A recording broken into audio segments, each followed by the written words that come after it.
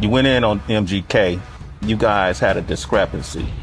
You know, you go down the fucking wormhole of YouTube and whatever, right? So I see Machine Gun Kelly talks about Eminem's daughter, whatever, right? So what the fuck? Click on it. Like, yo, why is he...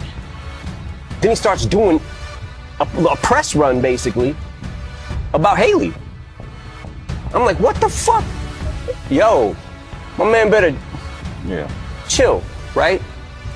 So that's not why I dissed him. The reason I dissed him is actually a lot more petty than that. Now I'm in this fucking weird thing because I'm like, I gotta answer this motherfucker.